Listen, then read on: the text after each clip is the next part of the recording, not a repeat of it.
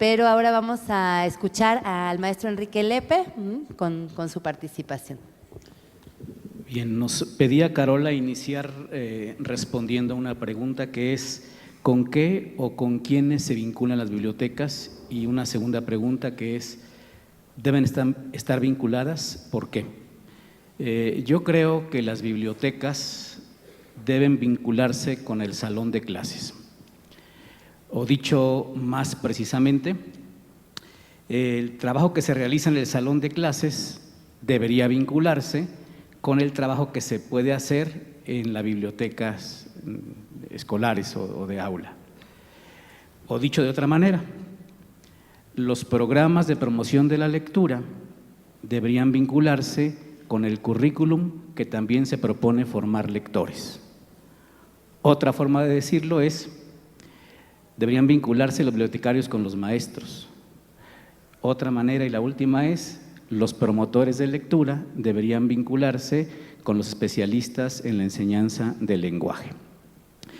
Esta desvinculación que ha habido se ha dado porque hemos tenido conceptos diferentes de lo que es leer. Y hice una listita, ¿no? Cuando hablamos de leer de las escuelas, cuando hablábamos, voy a tratar de usar el copretérito porque estamos intentando de que ya no sea así. Cuando hablábamos de leer en la escuela, era pronunciar bien las letras impresas. Para los promotores era disfrutar el ritmo y el sonido de las palabras, por ejemplo, en un poema. Leer en la escuela era leer de pie, bien derechito, el libro a 30 centímetros, la mirada alternada entre texto y público. Y en la promoción leer era leer sentado, recostado, boca abajo, en el baño, etcétera. Leer en la escuela era aprenderse de memoria fechas, nombres de autores, personajes, mientras que leer para un promotor es disfrutar la obra de un mismo autor, por ejemplo, o de quien sea, y luego que el buen texto te lleve hacia el autor. O sea, lectura gratuita, ¿no? Le llamábamos. En la escuela, leer, la biblioteca estaba como castigo. Para un promotor, pues la biblioteca es un espacio de disfrute, es un premio. Y luego, en los años recientes, para la escuela o para el currículum, para la parte oficial, leer era contar cierto número de palabras, ¿no?, por minuto. Y bueno, para los promotores es disfrutar cada palabra lentamente, saborearla, los sonidos, el ritmo. Por fortuna, la manera de concebir la enseñanza de la lectura entre programas de estudio y los programas de promoción de la lectura ha cambiado. Lo digo porque fue una de las cosas más importantes que hice en la vida. Como maestro que yo era de primaria y de secundaria de español, me tocó la oportunidad de hacer un cambio en los programas de estudio oficiales nacionales. Me tocó participar en el programa de estudio 2006, 2009 y 2011 y dijimos, hacíamos un recuento.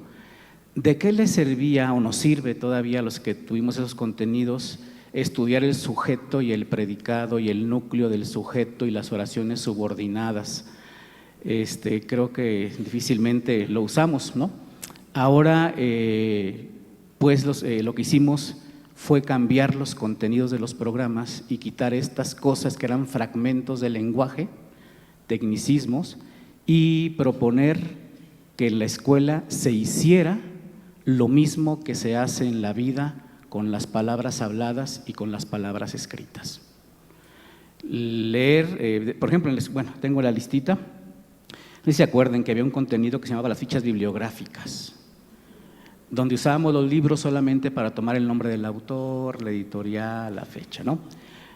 Un ejemplo de cómo cambió el contenido es simplemente ahora vamos a proponer a los niños organizar la biblioteca del aula. Y a lo mejor van a tener que hacer fichas, ¿no? Pero ya es diferente. Un contenido viejo era el resumen, lo recordarán muchos, ¿no? Ahora es, por ejemplo, investigar cómo nace, cómo se alimenta y cómo vive un animal. que va a obligar, por ejemplo, con la estrategia ¿sabías que los elefantes tal? Y eso obliga a que sin querer se haga un resumen de algo más interesante sobre la vida de los animales. Otro contenido viejo eran los tipos de rima, ¿no? Y aprenderse los que había rima sonante y consonante y ejercitarlo. Bueno, ahora propusimos en los programas, por ejemplo, leer y compartir poemas, nada más. ¿Se acuerdan también de los conceptos de verso y estrofa que se manejaban en otra época? Ahora se propone reescribir rimas y canciones, por ejemplo. Se acostumbraba a hacer cuadros comparativos en la escuela de cualquier cosa. Ahora proponemos que los niños lean varias versiones, por ejemplo, de Caperucita y hagan su propia versión. Entonces, como ven, estamos desde hace 10 años en este país tratando de que los programas de estudio contengan, propongan y ayuden al profesor a hacer las cosas que hacemos en la vida con el lenguaje. Y bueno, en la vida hacemos un montón de cosas que no tiene que ver nada más con memorizar, por ejemplo, sino con disfrutar los libros. Entonces, por eso digo que es necesario, todavía a 10 años, Cristi hablaba del programa de preescolar que se publicó en 2004 y que propugna por la formación en competencias de los niños, ¿no? Y entendía la competencia como algo igual que hacemos en la vida, con las palabras, en este caso hablando del lenguaje, del campo del lenguaje y comunicación. Y bueno, esto también lo hacemos en primaria y en secundaria. Entonces yo creo que es posible hacer esta vinculación. Quizá antes no lo era, porque los conceptos eran diferentes. Gracias al trabajo de Emilia Ferreiro, justo lo que menciona Cristi, y a otros trabajos que se han realizado, investigaciones, podemos cambiar los contenidos curriculares y hacer una cosa diferente. Y ayer en el taller que tenía con algunas maestras me decían, bueno, que la mayoría coincidía en que no tenían un plan de trabajo. Yo les proponía, ¿por qué no revisamos el programa de estudios y vemos qué contenidos del programa de estudios necesitan el apoyo de la biblioteca? Y no es que se imponga, se necesita el apoyo de la biblioteca, ¿no? Si el contenido dice, por ejemplo, organizar la biblioteca del aula, pues entonces necesitamos una biblioteca para organizarla, sino que vamos a organizar. Si el programa dice que no se haga una investigación sobre animales, necesitamos libros expositivos sobre animales. Si el programa de estudios dice que hay que hacer un cancionero, vamos revisando primero cancioneros para poder hacerlo, que hay en la biblioteca.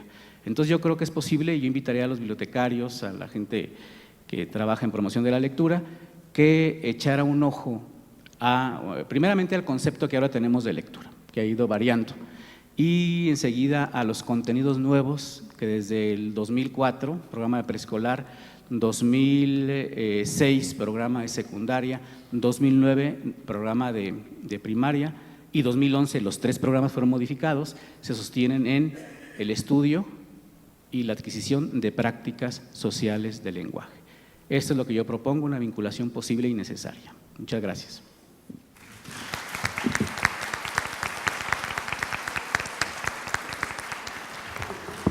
Muchas gracias, Enrique, que ha puesto realmente el punto en un lugar álgido y en un lugar central para entender de otra forma las bibliotecas y las escuelas juntas. Vamos a volver a esto en un ratito y ahora dejo la palabra a Cecilia Bayur. Bueno, muchísimas gracias. Creo que justamente lo que acabamos de escuchar se conecta bastante con lo que yo voy a decir. Mi vinculación, justamente usando la palabra, con el tema de las bibliotecas escolares tiene que ver sobre todo con una experiencia que hice entre el año 2000 y 2009, coordinando la capacitación sobre bibliotecas escolares para el Ministerio de Educación de la Ciudad de Buenos Aires, que fue una experiencia muy rica porque tenía que ver justamente con vincular a todos los actores de una institución, no solamente los bibliotecarios escolares, sino los equipos de conducción de la escuela, los maestros, la familia, sobre todo los lectores, los alumnos, ¿no? los lectores de las bibliotecas y las comunidades, ¿no? Y en los últimos años vengo trabajando, y sobre todo de eso voy a hablar, en institutos de formación docente, o sea, lugares donde se forma a futuros maestros, ¿no? Institutos públicos, ¿no? Donde se forma futuros maestros de nivel inicial, o sea, de jardines de infancia y primaria. Justamente me interesó mucho la propuesta que nos hizo Carola de la palabra vínculo, ¿no? Sobre todo porque para vincularse, sea con lo que sea, o sea con quien sea, hay que conocer, ¿no? Para poder ser parte. Y justamente en relación con el tema que se viene tratando en la mesa, quiero poner en relación tres conceptos. La propia palabra vínculo, la formación, en este caso al que me voy a referir es de futuros maestros, y la cultura de bibliotecas, ¿no? Porque considero vital en la formación de base de futuros maestros y profesores la conformación de una cultura de bibliotecas. Sobre todo teniendo en cuenta dos factores que me parece que son vitales, ¿no? Que muchos de ellos no han tenido la experiencia escolar, ¿no? Esta es la experiencia que yo vengo viendo, ¿no? Que no tuvieron la experiencia escolar de sentir la biblioteca como un lugar propio y necesario en la vida de la escuela y en la vida en general. Y sobre todo que, bueno, son futuros formadores y por lo tanto no se puede formar en una cultura de la que no se es parte. Por esa razón yo creo absolutamente necesario incluir en la formación de base de los futuros maestros un vínculo reflexivo y práctico con la biblioteca. Que los maestros conozcan desde que se están formando qué hace un bibliotecario, por ejemplo, qué se puede hacer en la biblioteca como maestro, ¿no? Porque lo considero la biblioteca escolar como uno de sus rasgos específicos. Es un lugar que tiene que ver con la enseñanza y el aprendizaje, ¿no? Que no siempre se considera eso, ¿no? Me parece que vincular la promoción de la lectura con la enseñanza tiene que ser también a favor de la enseñanza, nunca olvidar ese rol. Bueno, cómo trabajar junto con el bibliotecario, ese es un vínculo vital que tiene que haber entre el maestro y el bibliotecario. Cómo hacer para que él y sus futuros alumnos sientan la biblioteca como propia. Entonces quería comentar dos experiencias que tienen que ver con esto que les comentaba acerca de mi experiencia en la formación de futuros maestros, particularmente en una materia que según si es en primaria o para nivel inicial, es materia o seminario y tiene distinta carga horaria. A partir de un cambio curricular que se hizo en el año 2008 en la Ciudad de Buenos Aires y en otras provincias de Argentina, en la formación de maestros de educación primaria y nivel inicial, se llevó de 3 a 4 años la carrera de los maestros, ¿no? Y en ese cambio de cantidad de tiempo de cursada se incluyó, por suerte, la materia literatura en la educación inicial y, por otro lado, el seminario literatura en educación primaria, ¿no? Antes la literatura quedaba diluida dentro de las prácticas del lenguaje, ¿no? Como si fuera una práctica discursiva más, y perdiendo en esos casos la consideración de su especificidad como discurso. Fue a partir de esos cambios que me incorporé como docente de literatura en profesorados públicos, en primaria inicial. En uno de ellos, donde doy el seminario de literatura en educación primaria, la biblioteca, les voy a mostrar dos casos que son muy diferentes, donde hay una percepción del lugar simbólico de la biblioteca, el lugar real de la biblioteca, que es bastante dispar, bastante diverso, ¿no? Para ver justamente cómo se trabaja con eso. Donde doy literatura en la educación primaria, la biblioteca tiene un lugar muy importante en la institución, ¿no? Eso se vio reforzado por la reciente ampliación del edificio donde funciona este profesorado, que ahora tiene una considerable extensión y una dotación de libros siempre crecientes, de libros y otros soportes, ¿no? Cada vez más numerosa, y con una búsqueda de calidad que no es un problema de la bibliotecaria, sino de todos los actores de esta institución en su conjunto, ¿no? Yo creo que es un espacio ganado por años de lucha en la valorización de la biblioteca, tanto por parte de la docente bibliotecaria, en realidad es un equipo de bibliotecarios, como de los directivos, docentes y alumnos. Es un asunto colectivo, no es un asunto de pocos. El año pasado, hace un par de años, en realidad, la regente de estudios de esa institución que trabajó conmigo en la Escuela de Capacitación Docente, ella era del área de Ciencias Naturales y trabajábamos mucho en ver cómo justamente temas relacionados con las ciencias naturales se podían aprovechar al máximo los recursos de la biblioteca, ¿no? Entonces, pensar la biblioteca en un amplio sentido. Bueno, me pidió que pensáramos juntas y pensáramos alguna propuesta para formar a los docentes que empezaran a hacer sus talleres de prácticas. Los talleres de prácticas son aquellos donde los docentes empiezan a tomar contacto con las escuelas, ¿no? Empiezan a ver qué es la vida escolar desde el lugar mismo, ¿no? Yo quiero aclarar que, si bien yo soy docente de literatura, cuando pienso la problemática de la biblioteca en su conjunto, voy necesariamente más allá de mi área, ¿no? Y todavía más, me preocupa cierta tendencia al reduccionismo de las propuestas de biblioteca a lo literario, ¿no? Al menos en mi país a veces sucede eso, ¿no? Más allá de considerar la lógica, importancia y el rol estratégico que tiene la literatura en el vínculo entre lectores y biblioteca, ¿no? Pero me parece que la biblioteca va más allá de la literatura, ¿no? Y que la literatura en todo caso crece con el vínculo, nuevamente hablamos de vínculo, entre distintas áreas y viceversa. La premisa entonces era en este caso generar desde temprano en la cursada de la carrera ocasiones concretas de un encuentro reflexivo con la problemática de la valorización y uso de la biblioteca escolar como un factor fundamental del desempeño profesional de los futuros maestros. Esa era la preocupación de la regente de estudios, ¿no? Y mía también, por supuesto, y de un colectivo de docentes. Junto con la profesora de los talleres de prácticas, propusimos una guía para mirar y pensar, cómo ir al lugar, al terreno y cómo mirar, qué mirar, hacia dónde mirar, porque uno justamente puede ir y no saber bien qué ver, ¿no? Sobre todo en relación con las representaciones de lectura, ¿no? El foco estaba puesto en el lugar que se daba la lectura en la biblioteca y en la escuela, donde justamente hicieran las prácticas de observación y los modos de participación de diversos actores, sobre todo docentes, directivos y alumnos en esas prácticas de lectura, ¿no? En particular, les pedimos que miraran cómo y qué se leía, ¿no? Pensando la lectura en un sentido amplio que incluía situaciones más formales de lectura, de distintas áreas disciplinares, otras lecturas más de orden informal, o aquellas que no son a veces consideradas como lectura propiamente dicha, como por ejemplo una conversación sobre libros, sobre una película, sobre un blog, ¿no? ¿Y cuáles eran los modos de intervención de los docentes en esas prácticas, ¿no? Si la lectura es considerada algo intocable, una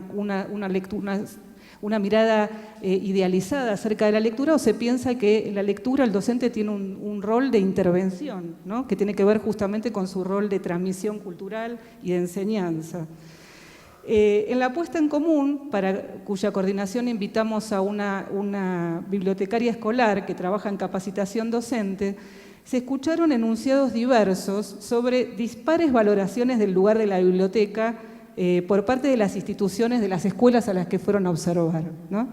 Mientras había casos, y me imagino que ustedes también deben tener un montón de ejemplos, ¿no? Mientras había casos de bibliotecas siempre abiertas y con maestros y bibliotecarios armando clases y propuestas de lectura y de búsquedas de información en forma conjunta, en otras la biblioteca solo abría en determinados horarios y se limitaban a ver videos, por ejemplo, películas, mientras los docentes responsables aprovechaban ese tiempo supuestamente libre para hacer otras actividades, ¿no? O sea, realmente es dispar la situación, el grado de apropiación y de conocimiento del lugar de la biblioteca. Eso es algo que se construye, es una construcción artesanal, podríamos decir, ¿no? Es una construcción sobre todo ideológica, ¿no? Y del lugar, del derecho que todos los docentes y todos los que intervienen en las escuelas tienen de apropiarse de la biblioteca. En algunas bibliotecas los maestros eran los que sacaban los libros para sus alumnos que tenían un acceso restringido para evitar el desorden de la biblioteca. Eso también ocurría, ¿no? O había algunos que estaban en espacios difíciles de acceder, ¿no? Sobre todo para que los niños más pequeños. O sea, fíjense cómo estos futuros maestros estaban atendiendo justamente a la singularidad y a las dificultades, porque no existen situaciones ideales de lectura, sino situaciones posibles, ¿no? Y a veces no tan fáciles, y sobre las que justamente hay que incidir. Bueno, y se trataba, algunos ejemplos que podían mostrar indicios interesantes para que estos alumnos, futuros maestros, comenzaran a mirar con cautela y delicadeza la complejidad de la problemática de la lectura en relación con la biblioteca en una escuela concreta, ¿no? En todos los casos, poner en foco la cuestión desde las primeras prácticas en escuelas, justamente lo que ayuda es a situarla como central en la vida pedagógica, ya desde los comienzos de la formación docente, no esperar a ser maestro para saber que esto ocurre, ¿no? En la puesta en común de esos indicios enfatizamos sobre todo el derecho al uso y a la apropiación de la biblioteca por parte de maestros y alumnos. Y ahora quiero contar otro ejemplo. ¿Tengo tiempo de otro pequeño ejemplo? De la relación entre de la formación docente y la cultura de bibliotecas, ¿no? En este caso es en otra institución pública donde trabajo formando futuros maestros de maestras, porque son casi todas mujeres, de nivel inicial, ¿no? Las que les llaman maestras jardineras, todavía le dicen eso. Bueno, en este caso sí tiene que ver más con la literatura, ¿no? Ya que cuando trabajo dando mi asignatura, que se llama Literatura en la Educación Inicial, la relación con la biblioteca se vuelve central, ¿no? En la construcción de un vínculo con lo literario en la formación de los futuros docentes, ¿no? La mayoría de mis alumnas, que son, como les decía, mujeres muy jóvenes, ¿no? La literatura está al comienzo de la cursada. Casi todas recién salen de la escuela secundaria y la verdad es que la mayoría de los casos tienen una relación de baja intensidad o en algunos casos hasta inexistente, tanto como con la literatura como con la biblioteca, ¿no? Entonces luego para mí, yo lo veo no como un problema, sino como un desafío maravilloso. Yo digo, bueno, allá voy, ¿no? Luego justamente de una primera inmersión en literatura para adultos sacudidora, ¿no? Leemos literatura que justamente ya que no leen, que empiecen leyendo aquello de lo que no se van a olvidar seguramente, ¿no? Espero. Bueno, entonces empezamos con literatura sacudidora y nutriente, ¿no? Mi foco pasa porque sean buenas seleccionadoras de textos literarios, ¿no? Para sus alumnos que van a ser de escuelas maternales y de nivel inicial, ¿no? Pienso en las prácticas de selección como la motorización de un derecho que a su vez puede ser habilitador e iniciador del derecho a elegir de sus futuros alumnos. Por lo tanto, se trata de un derecho que se convierte en una responsabilidad en la formación. Y allí la adquisición de una cultura de biblioteca se vuelve vital. Bueno, justamente en este caso, esta escuela, este instituto de formación, tiene una biblioteca con muy poco material. Entonces, en los últimos 2 años decidí llevar a mis alumnas a una biblioteca especializada, y acá es otro vínculo justamente, para no quedarnos en el no se puede, ¿no? A una biblioteca especializada en literatura infantil y juvenil que se formó hace 2 años en Argentina, que es pública y gratuita, se llama Juanito Laguna, ¿no? Como un personaje de un pintor argentino que se llama Antonio Berni, que forma parte de un sindicato de docentes, ¿no? De la ciudad de Buenos Aires. Y es un servicio bibliotecológico especializado para docentes, alumnos y comunidad en general. Esta biblioteca, que hace poco tiempo que funciona, es una clara manifestación del concepto de selección que yo intento transmitir a los docentes en formación, porque tiene un fondo bibliográfico maravilloso, siempre que es creciente, y tiene unos coordinadores que son realmente expertos en el tema de bibliotecas y terriblemente entusiastas, ¿no? Como el director de la revista Imaginaria, Marcela Carranza, que creo que va a estar en estos días en México también. Ellos coordinan esa biblioteca, ¿no? Y charlan con mis futuros alumnos sobre cómo es esto de elegir, ¿no? Cómo esto es de ser lectores ya desde el momento de elegir. Para muchas de las futuras docentes que son mis alumnas, esta es la primera experiencia de biblioteca. Ellos les preguntan, ¿qué experiencia de biblioteca tenés? Y muchas dicen que casi no tienen, ¿no? Así que bueno, este encuentro con una biblioteca potente, con mediadores calificados que charlan con ellas sobre los conceptos de selección y organización, es una situación realmente privilegiada. Es un primer paso hacia la posible familiarización, ¿no?, de la que hablaba como una necesidad para formar esta cultura de bibliotecas. Esta experiencia se vuelve fundamental en el trabajo final de la asignatura, ¿no?, que yo doy, porque allí se cruzan, ¿no?, los saberes literarios que fueron construyendo durante la cursada con la selección de textos. Y por lo tanto tienen que volver a la biblioteca, ¿no? Es una verdadera excusa para volver a la biblioteca, para hacerse socias, ¿no?, pedir en préstamo libros y pensar ya libros en función de sus futuros hipotéticos alumnos. El acento puesto en la relación medular entre las prácticas de selección y la cultura de bibliotecas no solamente tiene un afán formativo, ¿no?, también nace de la convicción de que cuando los maestros son partícipes reflexivos y críticos de los procesos de elección, tienen más posibilidades de decidir e influir protagónicamente en los procesos políticos y culturales que tienen que ver con la puesta a disposición democrática de los textos. Es una manera justamente de no quedar sometidos exclusivamente a las decisiones de otros y contribuir al crecimiento de las bibliotecas desde la soberanía de los lectores, más dueños de los tesoros inagotables que son de todos. Muchísimas gracias.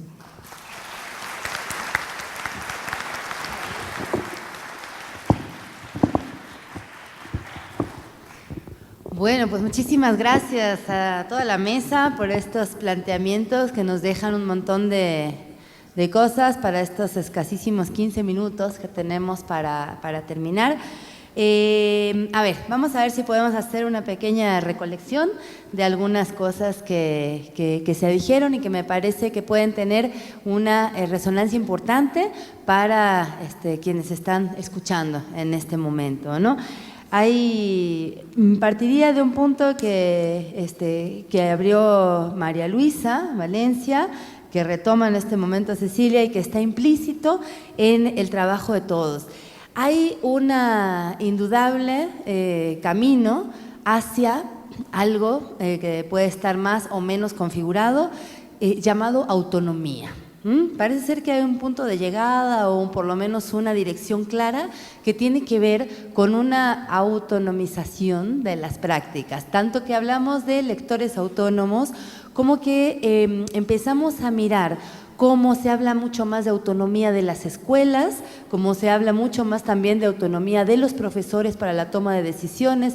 Parece ser que en esta posibilidad de vincularse está muy, muy implícita esta idea de autonomía también, ¿no? Lo mirábamos desde el lado de los programas de estudio, estábamos mirando un jardín de niños como el de Cristi Alvarado, donde se toman decisiones constantemente, ¿no?, a diestra y siniestra, y lo mismo con la Biblioteca Pública de Guanajuato. Entonces, ¿qué tiene que ver esto de la toma de decisiones y de esta posibilidad de autonomía con la vinculación o no? Yo creo que ahí hay un punto que podemos empezar a pensar, que podemos empezar a explorar también desde el lugar donde cada uno esté. Ahí hay alguna pregunta que hacerse. Y para enriquecer un poco esta pregunta, me gustaría que a lo mejor así, literalmente, como en menos de 25 palabras, cada quien pudiera decir, ¿no?, acá en la mesa, como, bueno, todos han contado como estas experiencias respecto de la vinculación, un poco dando por hecho de que vincularse es bueno y es necesario y vamos como un poco hacia allá y eso nos hace cumplir mejor con las metas que cada institución, que cada proyecto tiene, pero también todos han dicho que no es fácil y seguro que no es fácil, tiene muchas caras en la vida real, ¿no? Entonces me gustaría ver si nos animamos a poner sobre la mesa como lo que considerarían las dificultades más claras para la vinculación, a lo mejor cosas súper puntuales como la maestra no tiene ganas y entonces no lo hace y no agarra el libro, y cosas así de puntuales como cosas a lo mejor mucho más de marco, ¿no?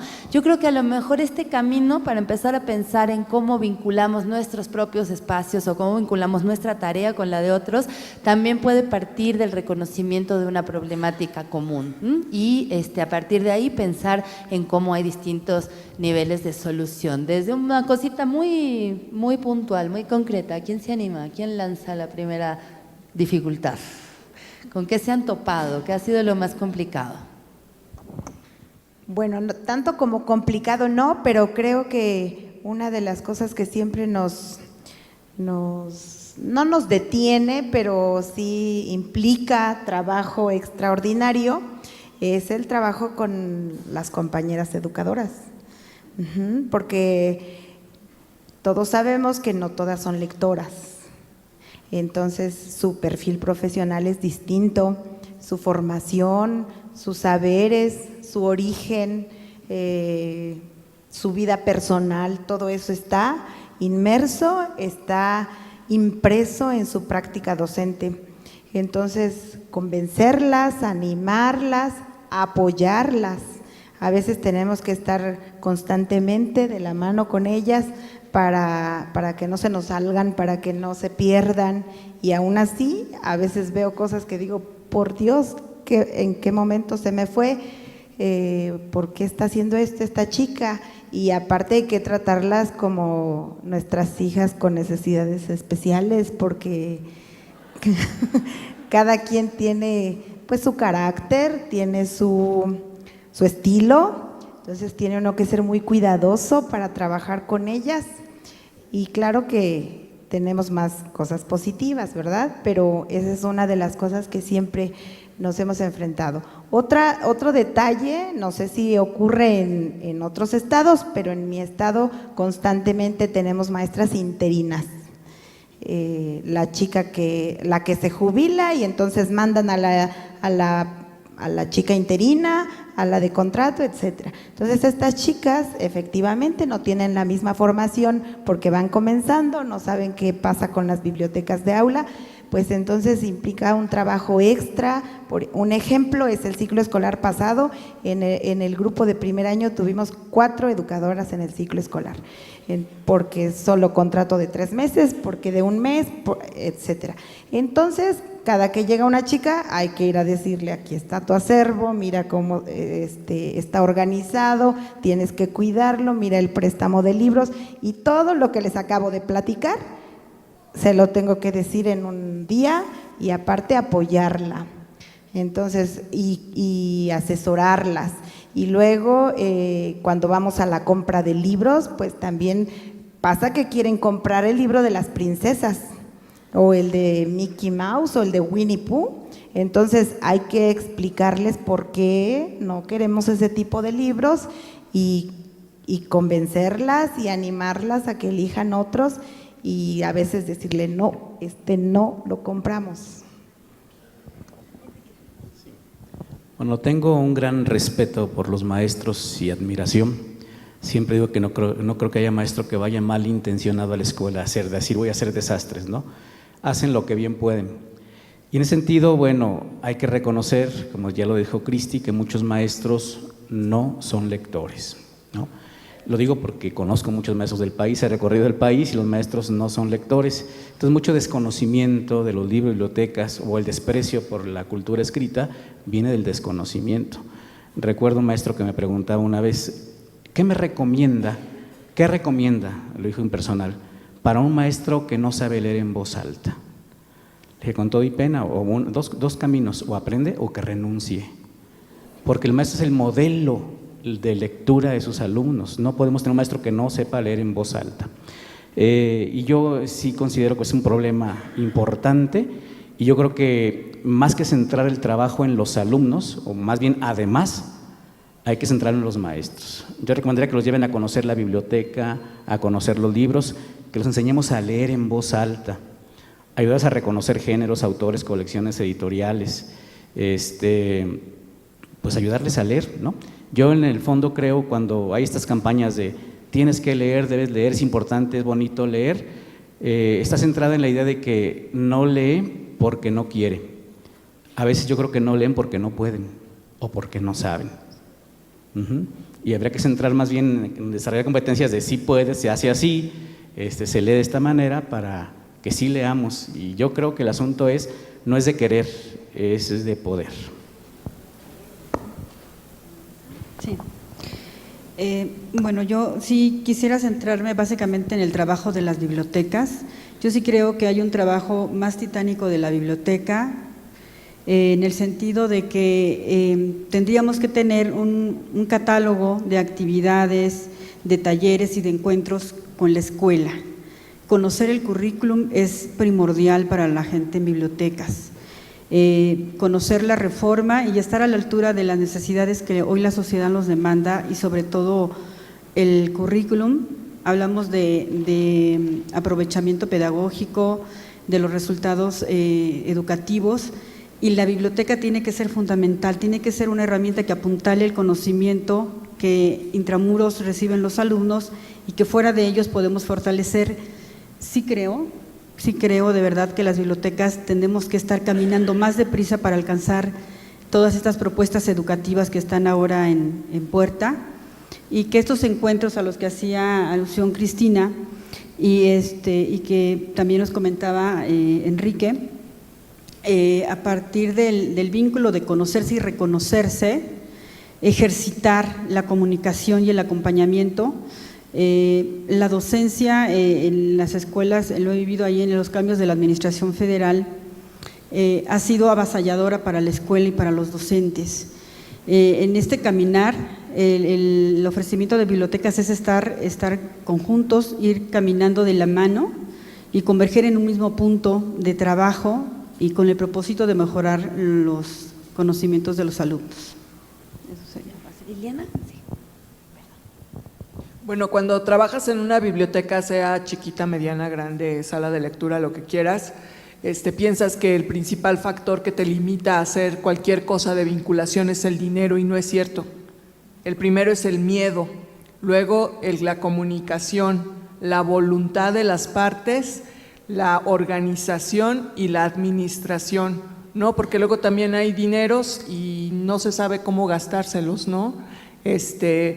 Hay dinero que llega a las bibliotecas escolares, a las salas de lectura, a las bibliotecas públicas, y pasa todo el año en que se puede gastar el recurso, pero por falta de voluntades, por falta de conocimiento y por falta de administración, muchas veces ese dinero no se ejerce.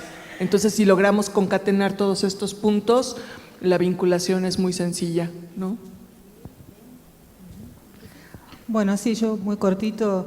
Creo que una de las dificultades más grandes tiene que ver con las miradas deficitarias acerca de los lectores, y muchas veces los maestros. Por eso me acerco mucho a lo que se decía antes acerca de confiar en los maestros, en los futuros maestros como lectores, más allá de que tengan una experiencia, como decía antes, de baja de intensidad o poca acerca de la lectura, porque en la medida en que se le dé ocasiones, que se le dé justamente la posibilidad de encuentros y herramientas concretas para encontrarse con situaciones de lectura en bibliotecas, con situaciones de situaciones culturales, sobre todo. Cuando hablo de situaciones de lectura en bibliotecas lo digo en un amplio sentido, ¿no? A veces no saben cómo hacer para entrar, ¿no?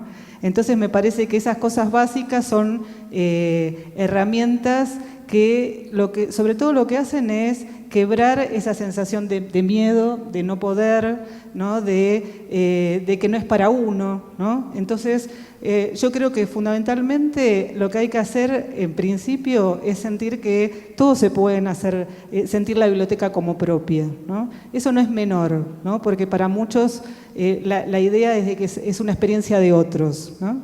Entonces, bueno, en la medida en que construyamos esa posibilidad con disponibilidad, accesibilidad y afectividad, ¿no? Eso me parece que son tres cuestiones que van de la mano.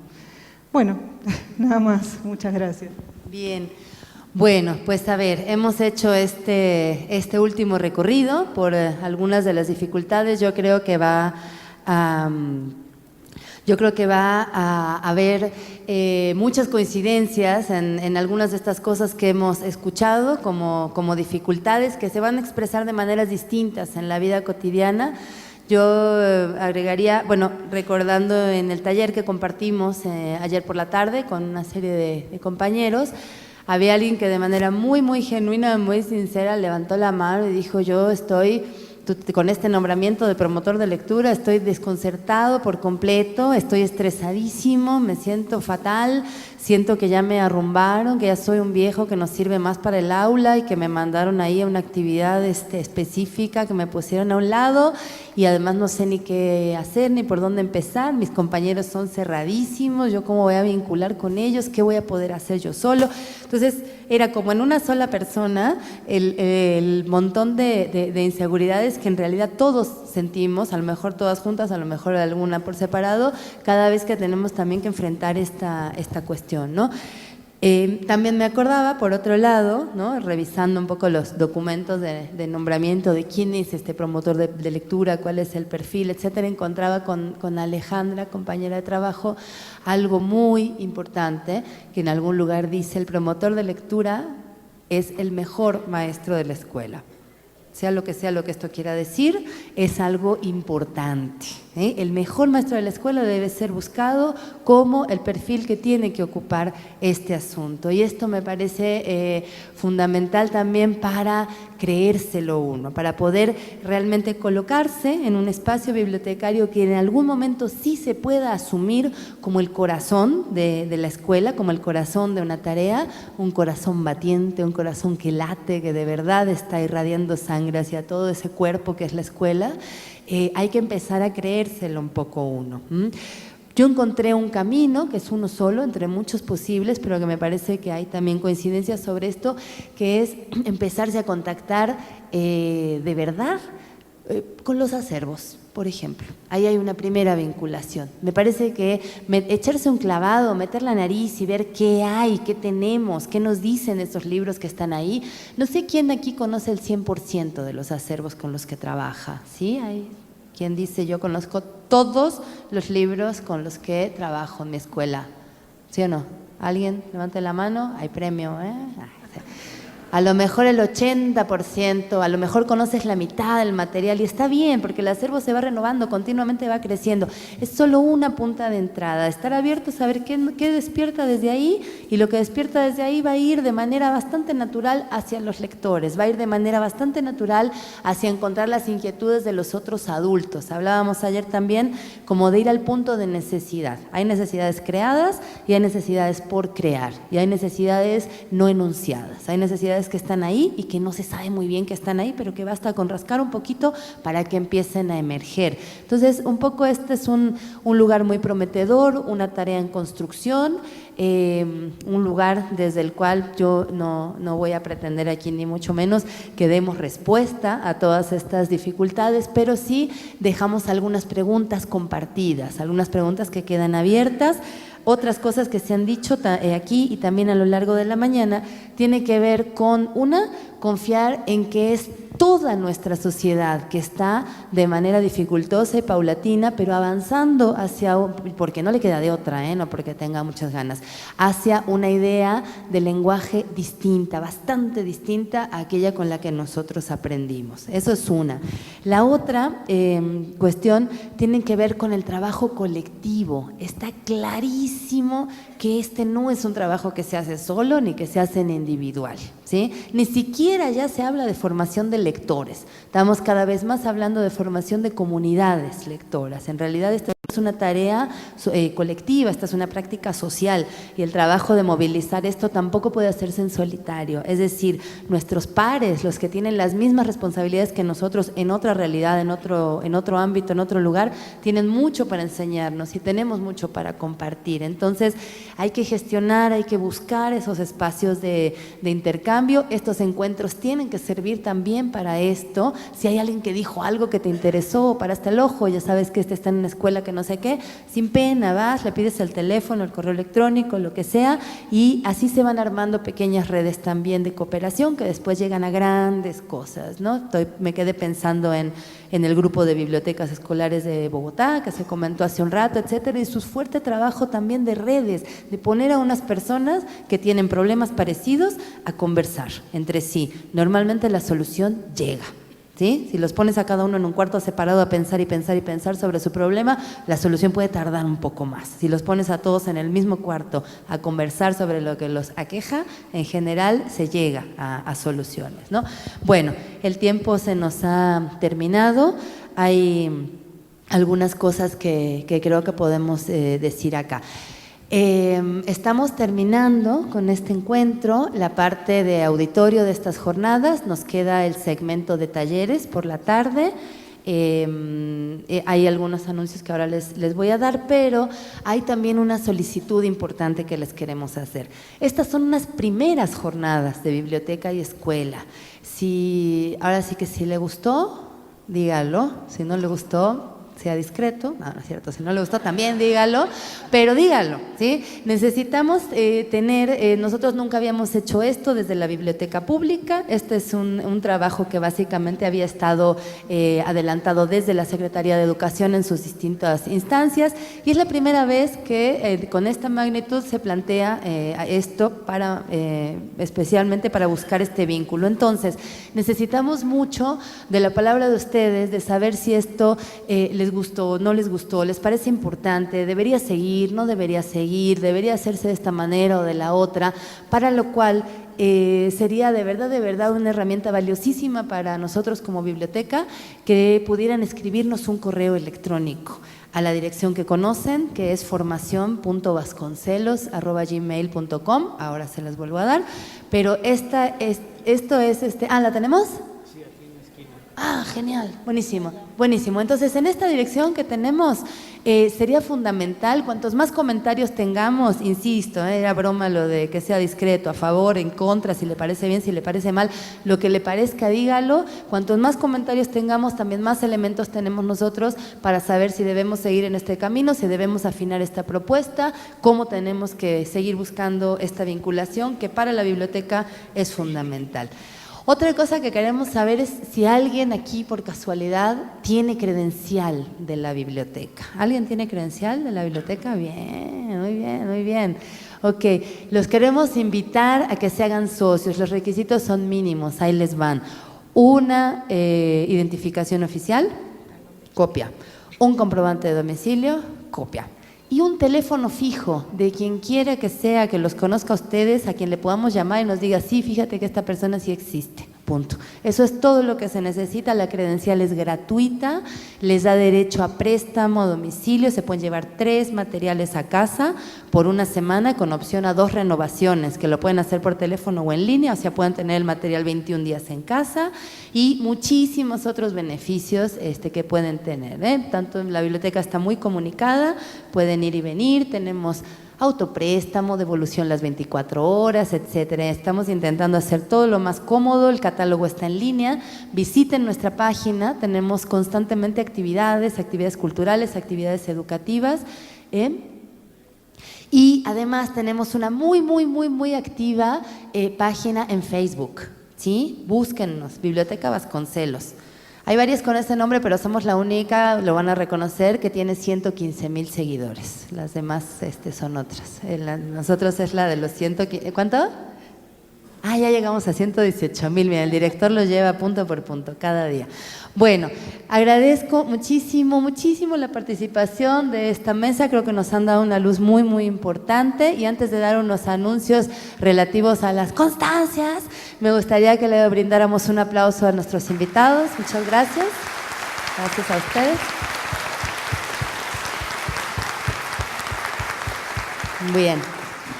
Quienes están inscritos a los talleres de la tarde, los esperamos. Todavía tenemos el lugarcito en algunos de los talleres. Si hay alguien que no está inscrito, ayer pasó que en algunos talleres no se llenó el cupo con la gente inscrita, entonces vamos a abrir un poquito más de lugares para el día de hoy. Y ahí les va. ¿Cómo vamos a proceder a este tema de las constancias? Es importante para ustedes, les doy la información muy puntual, es muy sencillo. El día de hoy, ahora mismo, en cuanto salgamos, vamos a estar entregando una constancia que es un oficio con sello y firma de la biblioteca, donde dice que ustedes han asistido a estas jornadas en tal fecha, con tal horario, con tales actividades, y es un papelito, ¿no? Se los vamos a entregar.